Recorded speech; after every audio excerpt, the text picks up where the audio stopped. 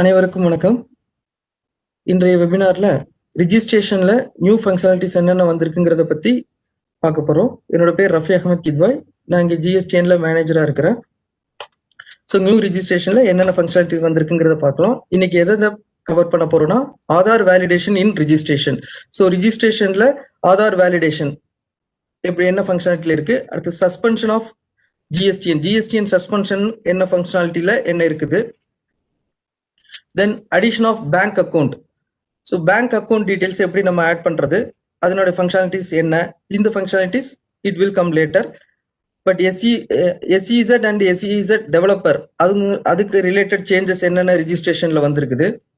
தென் pin based jurisdiction updates, pincode use பண்ணி என்ன updates வந்திருக்குது. Then document upload for additional UN ரிஜிஸ்ட்ரேஷன்ல document upload பண்ற ஃபங்க்ஷனாலிட்டி என்ன வந்திருக்குது. ஜிஎஸ்டி பிராக்டிஷனர் அவரோட என்ரோல்மெண்ட்டை எப்படி கேன்சல் பண்ணலாம் அப்படிங்கிற ஃபங்க்ஷனாலிட்டிஸ் இப்போ புதுசாக இங்கே ரிஜிஸ்ட்ரேஷன்ல வந்தது. இது எல்லாத்தையுமே இப்போ இந்த வெபினார்ல பார்க்கலாம். ஸோ ஆதார் வேலிடேஷன் இன் ரிஜிஸ்ட்ரேஷன்ல நியூ ரிஜிஸ்ட்ரேஷனுக்கு எப்படி இருக்குது, இப்போ எக்ஸிஸ்டிங் ரிஜிஸ்ட்ரேஷன் ஆல்ரெடி ரிஜிஸ்டர் பண்ணி இப்போ இருக்கிற எக்ஸிஸ்டிங் டாக்ஸ் பேருக்கு இந்த ஃபங்க்ஷனாலிட்டி எப்படி நம்ம ஆட் பண்றது அப்படிங்கிறத பார்க்கலாம். ஸோ நியூ ரிஜிஸ்ட்ரேஷன் ஆதார் வேலிடேஷன்ல நியூ ரிஜிஸ்ட்ரேஷன்ல எப்படி இருக்குது.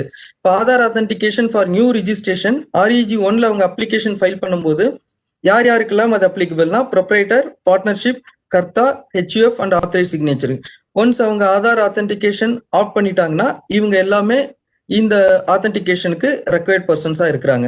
இப்போ நியூ ரிஜிஸ்ட்ரேஷன்ல REG 1ல ரெகுலர் அண்ட் காம்போசிஷன் டாக்ஸ் பேயர்ஸ்க்கு ஆதார் ஆத்தன்டிகேஷன் அண்ட் EKYC ரெக்வயர்டா இருக்குதுங்க.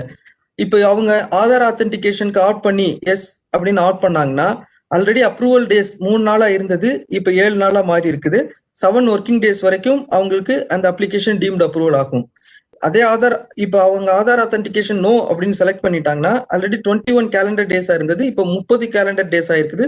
ஸோ 30 கேலண்டர் டேஸ்ல அது டீம்டு அப்ரூவல் ஆகும். இப்போ ஒருத்தர் அவருடைய அப்ளிகேஷன்ல ஆதார் ஆத்தன்டிகேஷன் எஸ் கொடுத்துட்டாரு அப்படின்னா அவர் அந்த ஆதார் ஆத்தன்டிகேஷன் எக்ஸசைஸ் யார் யாருக்கெல்லாம் தேவையோ அந்த லிங்க் எல்லாம் ஆக்டிவேட் பண்ணி வேலிடேட் பண்ணா மட்டும்தான் எக்ஸசைஸை கம்ப்ளீட் பண்ணா, வெதர் சக்சஸ்ஃபுல்லோ அன்சக்சஸ்ஃபுல்லோ எப்படி இருந்தாலும் சரி இதை கம்ப்ளீட் பண்ணா மாத்திரம்தான் அவருக்கு ARN ஜென்ரேட் ஆகும். So Aadhaar details not successfully verified அல்லது ஆதார் டீடைல்ஸ் நோ அப்படின்னு அவங்க சப்மிட் பண்ணியிருந்தாங்கன்னா உங்களுடைய அப்ளிகேஷன் 7 ஒர்க்கிங் டேல வந்து டீம்டு அப்ரூவல் ஆகாது. The application will be marked for mandatory சைட்டுக்கு டாக்ஸ் அஃபிஷியலுக்காக மார்க் செய்யப்படும். So registration application deemed approval ஆகணும் அப்படின்னா ஆதார் ஆத்தன்டிகேஷன் அன்சக்சஸ்ஃபுல்லா இருந்தாலோ நோன் கொடுத்திருந்தாலோ உங்களுக்கு 30 கேலண்டர் டேஸ்க்குள்ள அது டீம்டு அப்ரூவல் ஆகும். இப்போ அந்த 30 கேலண்டர் டேஸ்க்குள்ள உங்க டாக்ஸ் அஃபிஷியல் ஏதாவது ஒரு SCN உங்களுக்கு notice issue show cause notice issue பண்ணிட்டா 7 நாள் உங்களுக்கு ரிப்ளை பண்ணலாம். நீங்க 7 நாளைக்குள்ள ரிப்ளை பண்ணலாம். அந்த ரிப்ளை அகெயின்ஸ்டா 7 ஒர்க்கிங் டேஸ்க்குள்ள அந்த டாக்ஸ் அஃபிஷியல் அதுக்கு பேர்ல ஆக்ஷன் எடுக்கலாம். அப்படி 7 ஒர்க்கிங் டேஸ்க்குள்ள உங்க ரிப்ளை பேர்ல ஒரு ஆக்ஷன் எடுக்காட்டி அந்த அப்ளிகேஷன் உங்களுக்கு டீம்டு அப்ரூவ்ட் ஆகுங்க. ஸோ இப்போ யார் யாருக்கெல்லாம் இந்த ஆதார் ஆத்தன்டிகேஷன் ப்ராசஸ் ரெக்கார்டா இருக்கு, எந்தெந்த கான்ஸ்டிடியூஷன் ஆஃப் பிசினஸ்க்கு அப்படின்னு பார்த்தீங்கன்னா இதுல ப்ரொப்ரைட்டர் கன்சர்னா இருந்தால் ஒரு ப்ரொப்ரைட்டர் பிளஸ் ஒரு பிரைமரி ஆத்தரைஸ் சிக்னேச்சருக்கு ரெக்கார்ட். தென் பார்ட்னர்ஷிப் ஃபிர்மா இருந்துச்சுன்னா ஒரு பார்ட்னர் பிளஸ் ஒரு ஆத்தரைஸ் சிக்னேச்சருக்கு இது ரெக்கார்ட். HUF இருந்தா ஒரு கர்த்தா பிளஸ் ஒரு பிரைமரி ஆத்தரைஸ் சிக்னேச்சருக்கு இது record. Then company public private லிமிடெடா இருந்துச்சுன்னா ஆத்தரைஸ் சிக்னேச்சரி ஒரு பிரைமரி ஆத்தரைஸ் சிக்னேச்சரிக்கும் ஒரு 1 டைரக்டருக்கும் இது ரெக்கார்ட். அடுத்து கம்பெனி ஃபாரின் லிமிடெடா இருந்துச்சுன்னா ஆத்தரைஸ் பர்சன் இன்சார்ஜ் இன் இந்தியாவுக்கும் டிஸ்கினேட்டர் பார்ட்னருக்கும் ஆத்தரைஸ் பர்சன் இன்சார்ஜ் ஆஃப் இந்தியாவுக்கு கண்டிப்பா வேணும், ஒரு பிரைமரி ஆத்தரைஸ் சிக்னேச்சருக்கு இருக்கணும். லிமிடெட் லைபிலிட்டி பார்ட்னர்ஷிப் LLB இருந்துச்சுன்னா டிஸ்கினேட்டர் பார்ட்னருக்கு ஒருத்தருக்கும் பிரைமரி ஆத்தரைஸ் சிக்னேச்சர் ஒருத்தருக்கும் இது ரெக்கவர்டா இருக்குதுங்க. ஸோ இப்போ ஆதார் ஆத்தன்டிகேஷன் யாருக்கெல்லாம் தேவையில்லை அப்படின்னு பாத்தீங்கன்னா அவர் citizen of India, not a citizen of India, அவர் இந்தியன் குடி சிட்டிசன் இல்லாதவருக்கு ஆதார் ஆத்தன்டிகேஷன் தேவையில்லை, நாட் ரெசிடென்ட் ஆஃப் இந்தியாவுக்கும் தேவையில்லை. அப்பார்ட் ஃப்ரம் இது போக வேற யார் யாருக்கெல்லாம் தேவையில்லைன்னு பாத்தீங்கன்னா கவர்மெண்ட் டிபார்ட்மெண்ட்டுக்கு ஆதார் ஆத்தன்டிகேஷன் தேவையில்லைங்க, பப்ளிக் செக்டர் அண்டர்டேக்கிங் கம்பெனிக்கு தேவையில்லை, லோக்கல் அத்தாரிட்டிக்கு தேவையில்லை, ஸ்டாச்சுட்டரி பாடிக்கும் இந்த ஆதார் ஆத்தன்டிகேஷன் தேவையில்லை. சரி, இப்போ ஆதார் ஆத்தென்டிகேஷன் ஆஃப் பண்ணல. அவங்களுக்கு இன்னொரு ஆப்ஷன் இருக்குங்க. இகேஒய்சி வெரிஃபிகேஷனுக்கு அவங்க டாக்குமெண்ட்ஸ் அப்லோட் பண்ணி அந்த இகேஒய்சி வெரிஃபிகேஷனுக்கு ஆஃப் பண்ணலாம். அவங்க என்னென்ன டாக்குமெண்ட்ஸ்லாம் அப்லோட் பண்ணணும் அப்படின்னு பார்த்தீங்கன்னா, ஆதார் என்ரோல்மெண்ட் நம்பர் அவங்க அப்லோட் பண்ணணும். பாஸ்போர்ட் அப்லோட் பண்ணலாம். EPIC voter ID card upload பண்ணலாம். கேஒய்சி ஃபார்ம் அப்லோட் பண்ணலாம். Certificate issued by competent authority அது அந்த டாக்குமெண்ட் அப்லோட் பண்ணலாம். Or any other document in support to KVIC அவங்க அப்லோட் பண்ண முடியும். அப்லோட் பண்ற டாக்குமெண்ட் வந்து பிடிஎஃபாவோ ஜேபிஜி ஃபார்மெட்லையும் அதனுடைய சைஸ் 2 MBக்குள்ளேயும் இருக்கணும். ஸோ இப்போ process flow Aadhaar authentication new ரிஜிஸ்ட்ரேஷனுக்கு எப்படி ப்ராசஸ் ஃப்ளோ நம்மளுடைய போர்ட்டலில் இருக்குங்கிறத பார்க்கலாம். ஃபர்ஸ்ட் இவர் இந்த ஆதார் ஆத்தென்டிகேஷனுங்கிற டேப் வந்த உடனே இங்க பார்த்தீங்கன்னா do you want to opt for Aadhaar authentication details of promoter partner primary authorized signature ordered by you அப்படிங்கிறதுல இங்க எஸ் அப்படின்னு செலக்ட் பண்ணிட்டா இது கிரீன் கலர்ல மாறிடும். இந்த செக் பாக்ஸ் இவங்க செலக்ட் பண்ணி ஆதார் ஆத்தென்டிகேஷனுக்கு சேவ் அண்ட் கண்டினியூ கொடுத்தாங்கன்னா ஆதார் ஆத்தென்டிகேஷன் லிங்க்குக்கு உங்களுக்கு ஷேர் ஆகுங்க. இந்த ஆதார் ஆத்தென்டிகேஷன் லிங்க் உங்களுக்கு email and mobile number of the promoter partners நீங்க யார் செலக்ட் பண்ணிருக்கீங்களோ இந்த மெயிலுக்கும் இந்த மொபைல் நம்பருக்கும் உங்களுக்கு ப்ரொவைட் ஆகும். ஸோ அந்த லிங்கை நீங்க கிளிக் பண்ணி இதை வேலிடேட் பண்ணிக்கலாம். வேலிடேட் பண்ற காமன் ஓடிபி ஆல்ரெடி நீங்க எந்த மொபைல் யூடிஐல ரிஜிஸ்டர் பண்ணிருந்தீங்களோ அதுக்கு வரும். அதை யூஸ் பண்ணி நீங்க இதை வேலிடேட் பண்ணிக்கலாம். ஸோ இதுல நீங்க ஆதார் ஆத்தென்டிகேஷன் ஸ்டேட்டஸ்ல போய் நீங்க உங்களுடைய ஸ்டேட்டஸ் சக்சஸ் ஆயிடுச்சா இல்லையாங்கிறத இதுல நீங்க பாத்துக்க முடியும். வியூ ஆக்ஷன்ல போயிட்டு ஃபுல் டீடைல்ஸ் பாத்துக்க முடியும். ஸோ இவர் என்னென்ன primary authorise signatory data as per Aadhaar என்ன டேட்டா இருந்தது இது சக்சஸ்ஃபுல் ஆயிடுச்சுன்னா ஆதார் ஆத்தென்டிகேஷன் சக்சஸ்ஃபுல்க்கு இந்த மாதிரி டீடைல்ஸ் உங்களுக்கு டிஸ்பிளே ஆகும். அன்சக்சஸ்ஃபுல் ஆதார் ஆத்தென்டிகேஷன் வந்து அன்சக்சஸ்ஃபுல்லா இருந்துச்சுன்னா இப்போ உங்களுக்கு இது மாதிரி ஒரு மெசேஜ் ஸ்டேட்டஸ் பார்த்தீங்கன்னா ஆதார் ஆத்தென்டிகேஷன் அன்சக்சஸ்ஃபுல் அப்படின்னு இருக்கும். ஸோ இதை வச்சு நீங்க உங்களுடைய ஆதார் ஆத்தென்டிகேஷன் அன்சக்சஸ்ஃபுல் எடுத்துட்டு திருப்பியும் நீங்க வேணா லிங்க் கிரியேட் பண்ண முடியும். அந்த லிங்க் கிரியேட் பண்றது உங்களுக்கு வேலிடிட்டின்னு பார்த்தீங்கன்னா டிஆர்என்ல இருந்து 15 days. ஸோ இது eKYC status whether upload or not அப்படிங்கிற ஸ்டேட்டஸ் நீங்க பாத்துக்க முடியும். இதுல டாக்குமெண்ட் அப்லோட்ல நாட் அப்லோடட். ஸோ இகேஒய்சி டீடைல்ஸை நீங்க அப்லோட் பண்ணல அப்படிங்கறது ஸ்டேட்டஸை இதுல பாத்துக்க முடியும். ஸோ இப்போ இகேஒய்சி ப்ரொவிஷன் நீங்க டாக்குமெண்ட் அப்லோட் பண்ணணும்னா இப்போ வெதர் நீங்க ஆதார் ஆத்தென்டிகேஷன் நோ அப்படின்னு கொடுத்தீங்கன்னா இந்த பேஜ் ஓப்பன் ஆகும். இதுல போய் டாக்குமெண்ட் அப்லோட்ல நீங்க என்ன டாக்குமெண்ட் வேணுங்கிறத செலக்ட் பண்ணி அந்த டாக்குமெண்ட்டை சூஸ் ஃபைல் கொடுத்து உங்களால அப்லோட் பண்ணிக்க முடியும். இதனுடைய ஸ்டேட்டஸ் ஆல்ரெடி நீங்க அப்லோட் பண்ணிட்டீங்க அப்படின்னா உங்களோட டாக்குமெண்ட் அப்லோட் டீடைல்ஸ் இங்க இருக்கும். இதை நீங்க சேவ் அண்ட் கண்டினியூ கொடுத்துக்கலாம்.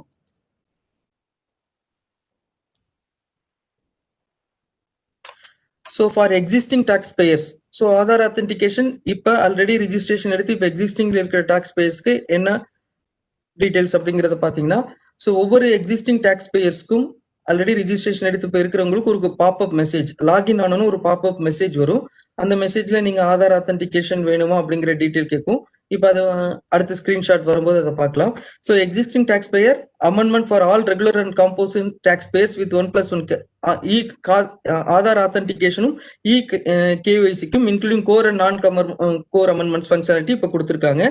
It is not a mandatory for every authorise signature. ஒவ்வொருத்தரும் கண்டிப்பா இது பண்ணணுங்கிறது கிடையாது. It is only a optional.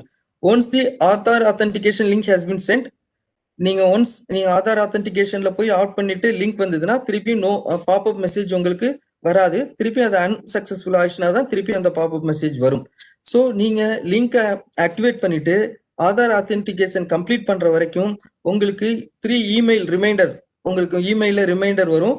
Aadhaar authentication நீங்க கம்ப்ளீட் பண்ணலங்கிறது தொடர்பா ஒரு இமெயில் ரிமைண்டர் 5ஆம் தேதி 10ஆம் தேதி 5வது நாள் 10வது நாள் 15வது நாள் உங்களுக்கு அந்த ஆதார் ஆத்தென்டிகேஷன் லிங்க் உங்களுக்கு அதுக்கான ரிமைண்டர் வரும். இது ப்ராசஸ் ஃப்ளோ எக்ஸிஸ்டிங் ரிஜிஸ்ட்ரேஷனுக்கான ப்ராசஸ் ஃப்ளோ என்னங்கிறத இப்ப பார்க்கலாம். ஸோ இதுல process flow for existing registration Aadhaar authentication facilities available. Would you like to authenticate Aadhaar of partner by promoter and primary signatory? இப்போ நீங்க லாகின் பண்ணோன்னு எக்ஸிஸ்டிங் ரிஜிஸ்ட்ரேஷனுக்கு இப்படிதான் வரும். இதுல S2 navigate to my profile கொடுத்து நீங்க ஆத்தென்டிகேஷன் லிங்க் நீங்க ஆக்டிவேட் பண்ணிக்கலாம். அல்லது ரிமைண்ட் மீ லேட்டர் கொடுத்தீங்கன்னா இந்த பாப்அப் மெசேஜ் அப்போதைக்கு போயிடும். அகைன் நீங்க திருப்பியும் லாகின் பண்ணும்போது அகைன் இது வரும். அன்டில் நீங்க நேவிகேட் டு மை ப்ரொஃபைல் எஸ் கொடுக்குற வரைக்கும் இது வந்துட்டு இருக்கும். ஸோ இன்கேஸ் நீங்க எஸ் நேவிகேட் டு மை ப்ரொஃபைல் கொடுத்தீங்கன்னா இந்த சென்ட் ஆதார் ஆத்தென்டிகேஷன் லிங்க் அப்படிங்கிற பேஜ் ஓப்பன் ஆகும். அடுத்து பார்த்தீங்கன்னா இதுல 2 இருக்கும். Send Aadhaar authentication link, upload KYC document. இப்போ சென்ட் ஆதார் ஆத்தென்டிகேஷன் லிங்க் அப்படிங்கறத நீங்க கிளிக் பண்ணீங்க அப்படின்னா இந்த டேப் வந்து கிரீன் கலர்ல சேஞ்ச் ஆயிடும். ஸோ இதுல நீங்க ஆல்ரெடி உங்களுடைய ரிஜிஸ்ட்ரேஷன்ல இருக்கிற ப்ரொமோட்டர்ஸ், பார்ட்னர்ஸ் எல்லாரோட டீடைல்ஸும் இதுல டிஸ்பிளே ஆகும்.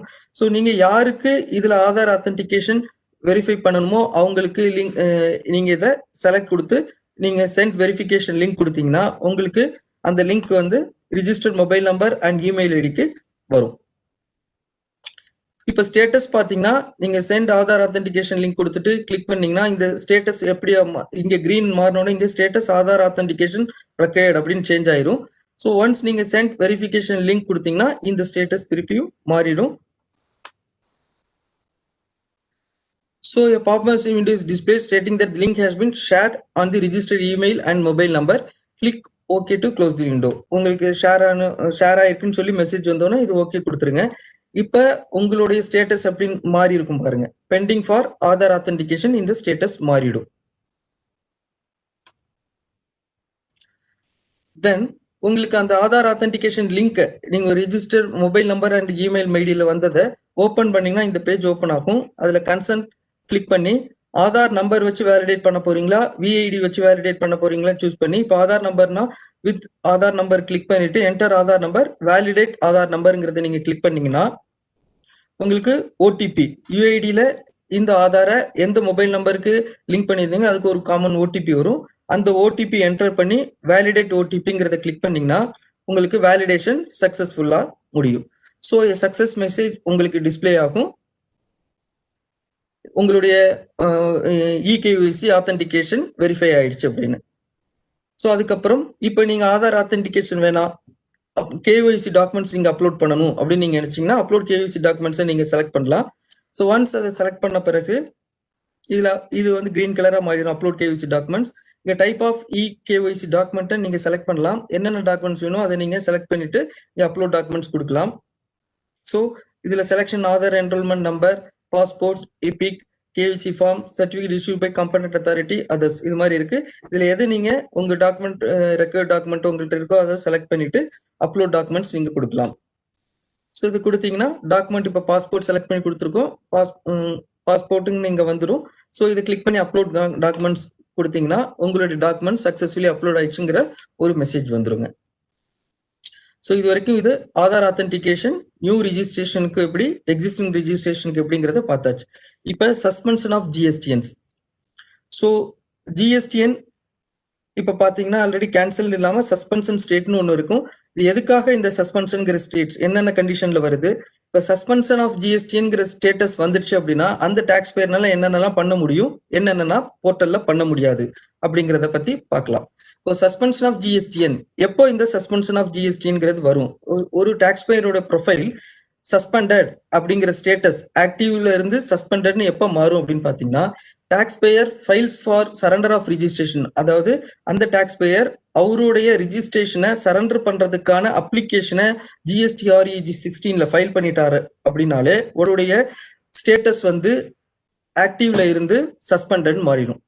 அல்லது ப்ராப்பர் ஆஃபீஸர், ஜூரிஸ்டிக்ஷன் ஆஃபீஸர் உங்களுக்கு சூமோட்டோ கேன்சலேஷனுக்காக ஒரு எஸ்சிஎன் உங்களுக்கு கொடுத்து இஷ்யூ பண்ணிட்டாரு, சோகாஸ் நோட்டீஸ் இஷ்யூ பண்ணிட்டாரு ஆர்இஜி 17ல அப்படின்னா உங்களுடைய அந்த டாக்ஸ் பேயருடைய ஆக்டிவ் ஸ்டேட்டஸ் வந்து சஸ்பெண்டட்னு மாறிடும். ஸோ சஸ்பென்ஷன்ல சூமோட்டோ கேன்சலேஷன்ல எதுக்காக டாக்ஸ் ஆஃபீஸர் வந்து சோகாஸ் நோட்டீஸ் கொடுக்க முடியும் அப்படின்னு பாத்தீங்கன்னா எந்தெந்த கண்டிஷனுக்கு இது வரைக்கும் இருந்ததுன்னா tax payer not filed GSTR 3B last 6 மந்த்ஸுக்கோ அல்லது காம்போசிஷன் டாக்ஸ் பேயராக இருந்தா அவர் 3 டாக்ஸ் பீரியட்ஸ்க்கோ ஃபைல் பண்ணாம இருந்தா அவர் கேன்சலேஷன் நோட்டீஸ் சூமோட்டோ கேன்சலேஷனுக்கான நோட்டீஸ் உங்களுக்கு ஆர்இஜி 17ல கொடுப்பாங்க அண்டர் ரூல் 22(1). இப்போ புதுசா வந்த 94 நோட்டிபிகேஷன் படி இது போக tax payers with difference in GSTR 1 and GSTR 3B, taxpayers with difference in GSTR 2A bar 2B and GSTR 3B, tax payers who are not set off liability with cash payment இவங்க எல்லாத்துக்குமே bulk சஸ்பென்ஷனை generate பண்ணலாம். இவங்களுக்கும் சஸ்பென்ஷனுக்கு notice கொடுக்கலாம்னு சொல்லி ரூல்னால இந்த rule sub rule 2A of rule 21A. அதனால இதுல இந்த மாதிரி கேட்டகரிக்கு இருக்கிறவங்களுக்கு ஜிஎஸ்டிஆர் REG 31ல சோகாஸ் நோட்டீஸ் டாக்ஸ் அஃபிஷியனால ஒரு சுமோட்டோ கேன்சலுக்கு கொடுக்க முடியும். அப்படி இந்த REG 31 உங்களுக்கு கொடுக்கப்பட்டால் உங்களுடைய ஸ்டேட்டஸும் ஆக்டிவ்ல இருந்து சஸ்பெண்டடா சேஞ்ச் ஆயிடும். ஸோ இப்போ ஐடென்டிஃபை ஜிஎஸ்டி சிஸ்டம் ஒரு இந்த கேட்டகரியில ஒரு ஜிஎஸ்டி ஐடென்டிஃபை பண்ணிச்சுன்னா சிஸ்டமே ஒரு ஷோகாஸ் நோட்டீஸ் REG 31ல பாப்புலேட் பண்ணி உங்களுக்கு அனுப்பிச்சிடும். அதுக்கான இன்டிமேஷன் உங்களுக்கு இமெயில் மூலமாகவும் SMS மூலமாகவும் வரும். ஸோ அடிஷ்னலா இந்த நோட்டீஸும் உங்களுக்கு இமெயில் மூலமாகவும் ஷேர் ஆகும். நீங்க இந்த நோட்டீஸ் கிடைச்ச 30 நாளைக்குள்ள உங்களுடைய காமன் போர்ட்டல்ல அதுக்கான ரிப்ளை கொடுக்க முடியும். இந்த காமன் போர்ட்டல்ல போயிட்டு நீங்க அதுக்கு ரிப்ளை பண்ணிக்கலாம். So on receipt of the task, so நீங்க அந்த நோட்டீஸ் கொடுத்து நீங்க ரிப்ளை கொடுத்த உடனே டாக்ஸ் அஃபிஷியல் ஒன்று டிராப் கேன்சலேஷன் பண்ண முடியும். நீங்க அந்த நோட்டீஸை டிராப் பண்ணிட்டாரு அப்படின்னா உங்களுடைய ஸ்டேட்டஸ் வந்து திருப்பி ஆக்டிவ் ஆயிரும். ஸோ அவர் ரிஜிஸ்ட்ரேஷனை கேன்சல் பண்ணிட்டாரு அப்படின்னா இந்த ஸ்டேட்டஸ் சஸ்பெண்டட்ல இருந்து கேன்சல்டுக்கு மாறிடும். நீங்க 30 நாளைக்குள்ள எந்த ரிப்ளையும் கொடுக்கல அப்படின்னா அவர் கேன்சலேஷன் ரிஜிஸ்ட்ரேஷன் கொடுத்துருவாரு. நீங்க tax payer is cancelled, active சஸ்பெண்டட்ல இருந்து கேன்சல் ஆயிடும். Drop proceedings only if the reason is not filing of 6 மாசம் அல்லது 3 குவார்ட்டருக்கு ரிட்டர்ன் நீங்க ஃபைல் பண்ணாம இருந்து அதுக்காக மட்டும் அவர் நோட்டீஸ் கொடுத்திருந்தாரு அப்படின்னா நீங்க ரிட்டர்ன் ஃபைல் பண்ணாலே போதுமானது. ரிப்ளை இல்லாட்டியும் அவங்க டாக்ஸ் அஃபிஷியல் டிராப் ப்ரொசீடிங்ஸ் பண்ணிடுவாங்க. இந்த டாக்ஸ் பேயர் வந்து ஆக்டிவா மாறிடுவார். ஸோ ஹவவர் நீங்க டாக்ஸ் பேயர் வந்து ஜிஎஸ்டி போர்ட்டல்ல லாகின் பண்ணி இவங்க என்னென்னலாம் பண்ண முடியும். நீங்க சஸ்பெண்ட் ஸ்டேட்ல இருக்கிற ஒரு டாக்ஸ் பேயர் சஸ்பெண்டரா இருந்தா கூட அவரு பேமெண்ட் பண்ண முடியும், SCN நோட்டீஸ்க்கு ரிப்ளை கொடுக்க முடியும், நான் கோர் அமெண்ட்மெண்ட் பண்ணிக்க முடியும். ஸோ அவரு இந்த என்னைக்கு தேதியில சஸ்பெண்ட் ஆச்சோ அந்த பீரியடுக்கு முந்தின மாசத்துக்கான பேமெண்ட்டையோ அதுக்கான ரிட்டர்ன்ஸையோ அவரு ஃபைல் பண்ணிக்க முடியும். அதுக்கான லைபிலிட்டிஸ் இருந்துச்சுன்னா அந்த லைபிலிட்டிஸையும் செட் ஆஃப் பண்ணிக்க முடியும். ஸோ போஸ்ட் ரெவகேஷன், இந்த சஸ்பென்ஷன் ரெவகேஷன் ஆன பிறகு change to active or cancel, இது எப்போ depending upon the action. So proper officer அவருடைய ஆர்டர்ல என்ன கொடுக்குறாரோ கேன்சலா அல்லது டிராப்பாங்கிறத பொறுத்து தான் உங்களுடைய ஸ்டேட்டஸ் வந்து ஆக்டிவாவோ கேன்சலாவோ மாறும். அது வரைக்கும் அது சஸ்பென்ஷன்ல தான் இருக்கும். ஸோ இந்த சஸ்பென்ஷன் ரிஜிஸ்டர் பர்சனால என்னென்ன பண்ண முடியாது பார்த்தீங்கன்னா இவர் கெனாட் பி ரிட்டர்ன் ஃபைல் பண்ண முடியாது. அந்த டேட்டுக்கு அப்புறம் எந்த ரிட்டர்னும் ஃபைல் பண்ண முடியாது. சஸ்பெண்டட் டேட்டுக்கு பிறகு இவே பில் ஜென்ரேட் பண்ண முடியாது. கோர் அமெண்ட்மெண்ட் போர்ட்டல்ல பண்ண முடியாது. ரீஃபண்ட் டிஸ்போசல் அமௌண்ட் இவருக்கு வந்து ரெஸ்ட்ரிக்ட் பண்ணப்படும். No refund can be granted to suspended tax payer. அவரு கிராண்டும் பண்ண மாட்டாங்க, அவரு ரீஃபண்டும் ஃபைல் பண்ண முடியாது சஸ்பெண்டட் ஸ்டேட்ல இருக்கிறவர். ஸோ இதெல்லாம் அவரால் பண்ண முடியாது. அடுத்தது பார்த்தீங்கன்னா addition of bank account details. So இது இன்னும் போர்ட்டல்ல லைவ்க்கு வரல, ஷார்ட்லி இது வந்துடும்.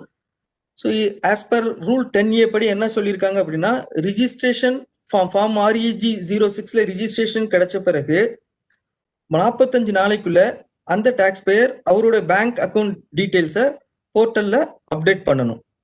45 நாள் அல்லது அவர் ரிட்டர்ன் ஃபைல் பண்ற due date whichever is earlier, இதுக்கு முன்னாடி எந்த டேட் முன்னாடியோ அதுக்குள்ள அவருடைய பேங்க் அக்கௌண்ட் டீடைல்ஸை போர்ட்டல்ல அப்டேட் பண்ணணும்.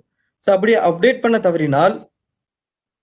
தவறினால் ரூல் 10A வயலேட் பண்ணதா கருதி அவருடைய ரிஜிஸ்ட்ரேஷனை கேன்சலேஷன் பண்ணலாம் அப்படிங்கிற மாதிரி ஒரு நோட்டிஃபிகேஷன் இருக்கு. ஸோ அதை பேஸ் பண்ணி இப்போ இந்த ரிஜிஸ்டர் டேக்ஸ் பண்ணவங்க அவங்களோட பேங்க் அக்கௌண்ட்டை அப்டேட் பண்ணணும். அப்படி அப்டேட் பண்ணாத பட்சத்தில் 45 நாளைக்கு மேல அவங்களுடைய ரிஜிஸ்ட்ரேஷன் கேன்சல் பண்றதுக்கான நோட்டீஸ் வரும். இதுக்கான பாப்அப் மெசேஜ் உங்களுக்கு போர்ட்டல்ல இருக்கும். ஸோ இதுதான் நீங்க லாகின் பண்ணோன்னே instead of current bank popup message system will show the following. So இங்க டியர் டாக்ஸ் பேயர் நீங்க அமெண்ட்மெண்ட் மூலமா நீங்க 45 டேஸ்க்குள்ள நீங்க இதை ஃபைல் பண்ணுங்க அப்படின்னு வரும். இந்த ஃபைல் அமெண்ட்மெண்ட் கொடுத்தீங்கனாலே உங்களுக்கு இந்த பேஜ் வந்து ரீடைரக்ட் ஆயிரும் பேங்க் அக்கௌண்ட் டீடைல்ஸை அப்டேட் பண்றதுக்கு. ஸோ இதுல போய் நீங்க உங்களுடைய பேங்க் அக்கௌண்ட் டீடைல்ஸை அப்டேட் பண்ணிக்கணும். ஸோ அடுத்தது பார்த்தீங்கன்னா பின் பேஸ்ட் ஜூரிஸ்டிக்ஷன். இது புதுசா ஒரு ஃபங்க்ஷனாலிட்டி இப்போ இன்ட்ரோடியூஸ் பண்ணியிருக்கிறாங்க. ஸோ இது என்ன அப்படின்னு பார்த்தீங்கன்னா நீங்க டாக்ஸ் பேயர் அவருடைய ரிஜிஸ்ட்ரேஷன் அப்ளிகேஷன்ல ஃபைல் பண்ணும்போது அவங்க பின்கோடு என்ட்ரி பண்றதை பேஸ் பண்ணி அவரு எந்த சென்டர் எந்த ஸ்டேட் ஜூரிஸ்டிக்ஷன் ஆஃபீஸ் அப்படிங்கறத ஆட்டோ பாப்புலேட் ஆகும். இப்போ ஃபார் எக்ஸாம்பிள் ஒரே பின்கோட் ஒரு 2-3 ஆஃபீஸ்க்கான ஒரு ஏரியாவா இருந்து 2-3 ஜூரிஸ்டிக்ஷனா இருந்துச்சுன்னா அது எல்லாமே அந்த டிராப் டவுன் பாக்ஸ்ல வரும். நீங்க உங்களுக்கு தேவையானதை அதுல இருந்து நீங்க செலக்ட் பண்ணிக்க முடியும். நீங்க டைம் ஆஃப் அந்த ஃபைலிங் அப்ளிகேஷன் அப்பவே நீங்க அந்த டிராப் டவுன் பாக்ஸ்ல போய் உங்களுக்கு எந்த ஜூரிஸ்டிக்ஷன் நீங்க செலக்ட் பண்ணிக்கலாம். ஸோ இது பார்த்தீங்கன்னா அதுக்கான ப்ராசஸ் ஃப்ளோ. ஸோ இங்கே பின்கோடுன்னு இருக்கும். இங்கே என்ட்ரி பண்ண உடனே அடுத்த ஸ்க்ரீன் பார்த்தீங்கன்னா உங்களுக்கான டீடைல்ஸ் சென்ட்ரல் ஜூரிஸ்டிக்ஷன் என்னங்கிறது இதில் வரும். ஸோ இங்கே இருக்கும் டெல்லி சவுத். இப்போ டெல்லி இதில் கீழே இன்னும் 2-3 ஆப்ஷன் ஒரே பின்கோடில் இருந்ததுன்னா இருக்கும். நீங்கள் அதையும் நீங்கள் செலக்ட் பண்ணி உங்களுக்கான கரெக்ட் ஜூரிஸ்டிக்ஷன் எதுங்கிறத நீங்களே இதில் செலக்ட் பண்ணிக்க முடியும். Then SEZ related changes. So SEZ developer or SEZ இவங்களுக்கான ஃபங்க்ஷனாலிட்டிஸ்ல என்ன சேஞ்சஸ் இப்போ வந்திருக்குன்னு பார்த்தீங்கன்னா, இப்போ ஜிஎஸ்டி சிஸ்டம் என்ன கேப்சர் பண்ணுதுன்னா validity letter of the approval or letter of permission of SEZ unit and SEZ developer. Normally ஒரு 7 இயர்ஸ் SEZ டெவலப்பருக்கான வேலிடிட்டி இருக்கும். ஸோ இந்த டீட்டெயில்ஸை இப்போ நம்ம சிஸ்டம் வந்து கேப்சர் பண்றாங்க. இப்போ இந்த வேலிடிட்டி எக்ஸ்பயர்ட் ஆயிருச்சு அல்லது நாட் எக்ஸ்டெண்ட் ஆகல அப்படின்னா இந்த டாக்ஸ் பேயர் இவர் SEZ யூனிட்டாவோ SEZ டெவலப்பராவோ கண்டினியூ பண்ண முடியாது.